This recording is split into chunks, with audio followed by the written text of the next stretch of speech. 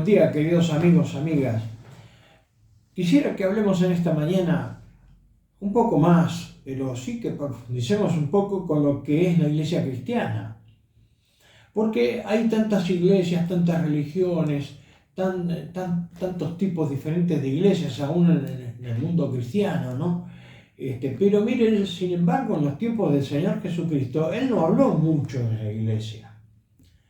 Él dijo sobre una declaración del apóstol Pedro: sobre esta piedra edificaré mi iglesia, porque la piedra, el fundamento era el mismo. El Señor Jesucristo es llamado la roca eterna. Incluso se hizo un himno precioso, roca de la eternidad, fuiste abierta tú por mí, hablando de lo que el Señor hizo en la cruz. Y la palabra que viene del griego, el Nuevo Testamento fue escrito en griego, Ecclesia, K, significa y se aplica a grupos locales de creyentes en la Biblia, pero antiguamente, antes de que el Señor empezara su ministerio, se lo menciona a la iglesia como una congregación, una reunión de ciudadanos en una organización. Así que era más una asamblea que lo que ahora conocemos por iglesia, una congregación de religiosos. Así que, ¿cómo fue cambiando también? Viene una declaración del apóstol Pablo, escribiendo a ese hijo espiritual, un gran líder cristiano también, Timoteo. Le dice en 1 Timoteo 3:15, la iglesia del Dios viviente, columna y baluarte de la verdad. Y nosotros encontramos que la iglesia está formada por hijos e hijas de Dios. Por eso la iglesia se dicen qué tal hermano, qué tal hermana, porque somos todos hijos de un mismo Padre, que es nuestro Dios y Señor. Y se dice la iglesia cristiana porque somos pertenecientes todos a Jesucristo, somos todos comparables, la iglesia en general, a la esposa de Jesucristo. Esto lo dice la misma Biblia. Pero quisiera aclarar una cosa que es muy importante. No debemos confundir a la iglesia como un lugar o un edificio donde nosotros nos congregamos o al que acudimos o al que vamos los domingos. Porque ese es el templo, es el edificio, es el lugar de reunión, la capilla. Lo que la iglesia es una congregación de hijos e hijas de Dios.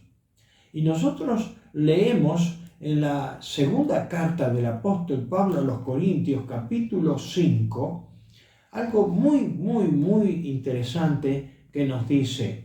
Dice el versículo 14 del capítulo 5 de segunda Corintios: el amor de Cristo se ha apoderado de nosotros desde que comprendimos que uno murió por todos. El Señor Jesucristo murió por nosotros y para pagar por nuestros pecados, nuestra desobediencia y alejamiento de Dios. Dice, ya comprendimos que uno murió por todos y que por consiguiente todos han muerto. ¿Por qué dice todos han muerto? Porque, como dice en el Evangelio del Señor Jesucristo a uno de los principales israelitas, el que no nace de nuevo no puede entrar al reino de Dios. Y la iglesia pertenece al reino de Dios. Cuando entendemos que la iglesia no es un edificio, sino nosotros. Pertenecemos al reino de Dios. Y para pertenecer al reino de Dios, en San Juan capítulo 3 dice el Señor Jesucristo a Nicodemo, este hombre principal entre los judíos: Nicodemo, tu religión no basta. El que no nace de nuevo no entrarán al reino de los cielos. Y acá en 2 Corintios capítulo 5 estamos leyendo entonces, desde que consideramos y comprendimos que uno murió por todos y que por siguiente todos han muerto. Y dice el versículo 15, y Cristo murió por todos para que los que viven ya no vivan para sí mismos, sino para el que murió y resucitó por ellos. Y luego sigue diciendo el motivo de la iglesia, o sea, el motivo por el cual nosotros pertenecemos a la congregación de hijos e hijas de Dios en todo el mundo, de todas las etnias, naciones y lenguas y razas, todos los que han nacido en Cristo Jesús, todos los que han nacido de nuevo, todos los que han recibido al Señor Jesucristo por la fe, son nacidos de nuevo como hijos de nuestro Padre Celestial. Y entonces dice, todo esto es la obra de Dios, quien por medio de Cristo nos reconcilió consigo mismo y nos dio el encargo de anunciar la reconciliación.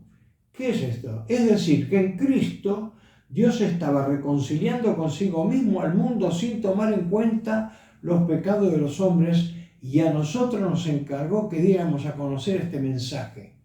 Así que dice el versículo 20, así que somos embajadores de Cristo, lo cual es como si Dios mismo les rogara a ustedes por medio de nosotros. Así pues, en el nombre de Cristo les rogamos que acepten el reconciliarse con Dios. Y para este motivo está la iglesia. Y tiene la iglesia que estar en todo lugar. La iglesia funciona, o sea, nosotros, los 7 días de la semana, no el domingo, cuando va al templo o al edificio donde se congreguen. Y en el capítulo 5 dice cosas importantísimas de Efesios capítulo 5, y quiero con ustedes leer versículos 25 y 28 al 30. Miren lo que dice el apóstol Pablo en Efesios capítulo 5, 28. De la misma manera deben los esposos amar a sus esposas como a su propio cuerpo. El que ama a su esposa se ama a sí mismo. ¿Y por qué lo relaciono esto con la iglesia? Porque dice el versículo 29, porque nadie odia su propio cuerpo, sino que lo alimenta y lo cuida como Cristo hace con la iglesia. Porque ella es su cuerpo. En otra parte dice que el Señor es la cabeza de la iglesia. Y nosotros somos miembros de ese cuerpo. Así que miren qué importante que nosotros como iglesia estamos en el mundo con una función en la sociedad importantísima, importantísima. En el libro de los Hechos de los Apóstoles se habla de que los cristianos empezaron a funcionar en las calles. Dice, por ejemplo, para terminar, en Hechos capítulo 5, versículo 42, lo que los cristianos hacían. Dirán ustedes, ¿en el templo, en la sinagoga, en algún lugar que se reunían? No, dice. Todos los días enseñaban y anunciaban la buena noticia de Jesús el Mesías, tanto en el templo como por las casas. Y era tan sorprendente esto, que en Hechos capítulo 17, versículo 16, dice que las autoridades estaban asombradas. Dice que Hechos capítulo 17, versículo 6, dice, estos hombres han trastornado el mundo entero y también han venido acá. Se refería a los cristianos. Y cuando el apóstol Pablo le toca estar en Atenas, porque estuvo en Atenas, estuvo en Italia, estuvo en la isla de Chipre, llegó a España, llegó a tantas partes. El apóstol Pablo llegaba predicando el Evangelio y era el representante número 1 que tenía en aquel tiempo la iglesia, porque en 3 viajes misioneros llegó a cualquier cantidad de naciones y de personas y estableció iglesias. Y por eso quiero decir que estaban asombrados las autoridades.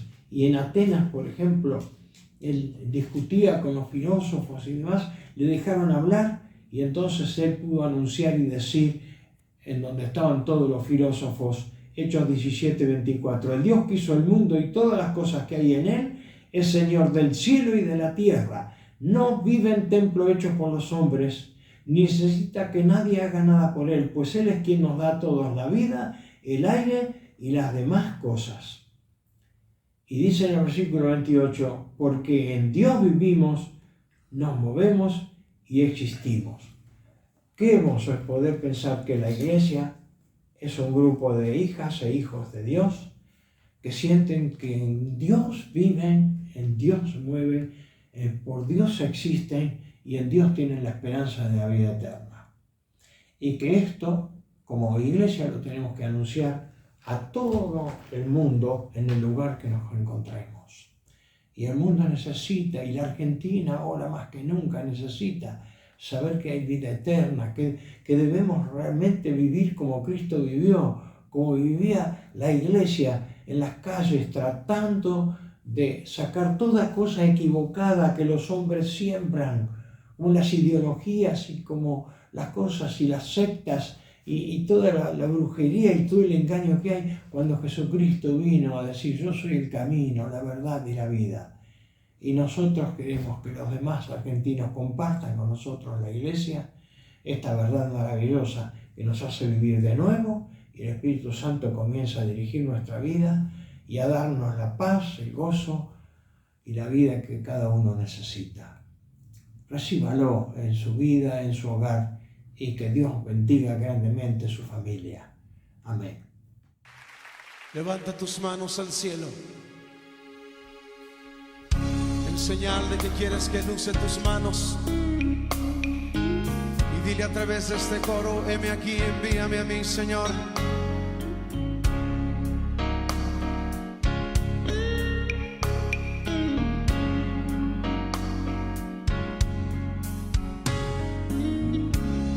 La mies es mucha, hay gran necesidad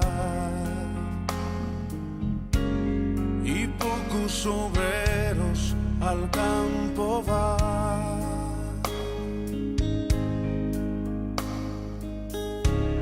Hoy muchos se pierden, viven sin dirección, vagan como ovejas sin pastor.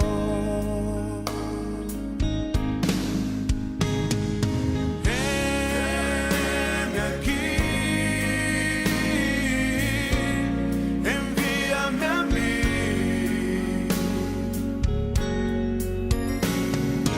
Heme aquí, envíame a mí. Yo iré por aquellos que vagan sin ti.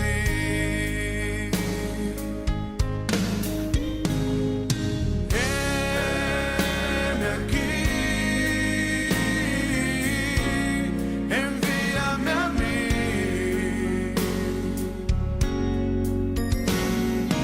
Heme aquí, envíame a mí. Yo iré por aquellos que vagan sin ti. Envíame a mí. Yo iré.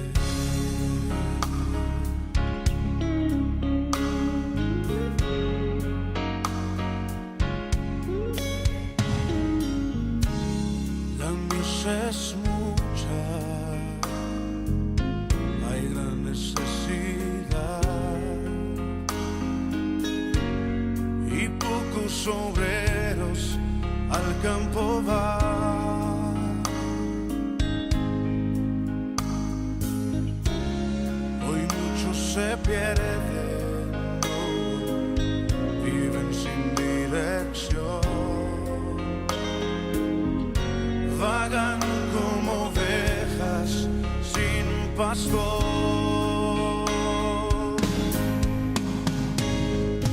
Heme aquí, envíame a mí.